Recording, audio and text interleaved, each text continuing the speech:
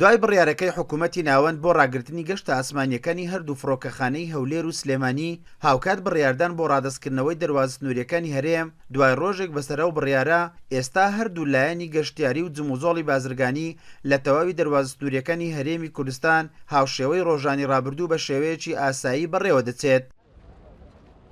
و دەواازەی هاتوونچوونی گەشتیارانە هەم لای ئێمە کراوە هەم لای ئێرانیش کراوە لە ڕووی بازرگانیشەوە خۆتان دەبێنن ئێستا هەموو سیارەکان ڕاوستن دەچنە بۆ کۆماری ئیسلامی ئێران بەپێی ئەو پەیوەندیانە کە لەگەر بەرپرسانی گومرگی ئێرانمان هەیە هیچ هێزێکی عێراقی نەهاتوتە لە ناو گومرگی ئێراندا هیچ کارمەندی عێراقیش نەهاتووە یعنی وەکو ڕۆژانی ئاسایی دەواازەکە بە شێوەی ئاسایی بەڕێوە دەچێت. بەپێی بڕیاری سەرۆکوەزیرانی عێراق کە لە ئەنجومەنی نوێنەرانی عێراق دەرکراوە کۆماری ئیسلامی ئێران هاوکار دەبێ بۆ ڕادستکردنەوەی دەرواز سنووریەکانی هەرێمی کوردستان.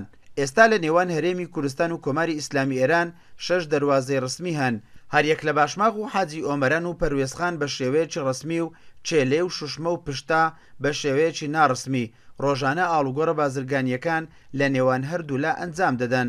تا ئێستا هیچ کێشە و گرفتێکیان نییە جموجۆڵە بازرگانیەکان و هاتوچۆی گەشتیاران بە شێوەیەکی ئاسایی بەڕێوە دەچێت.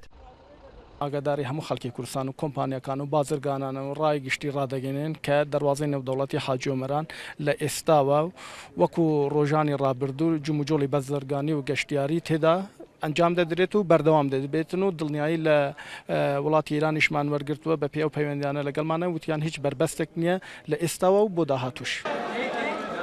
وەکاردانەوەیەک دوای ئەنجامدانی ڕێفراندۆم لە هەرێمی کوردستان حکوومەتی عێراق لە ڕێگای 13 خاڵ دەیەوێت هەندێک لەو دەسەڵاتانی ئێستای حکوومەتی هەرێم کاری پێدەکات گوایە بەپێی دەستور بگەڕێنێتەوە بۆ حکوومەتی ناوەند بۆیە ئەو بڕیارانەی دەرکردووە.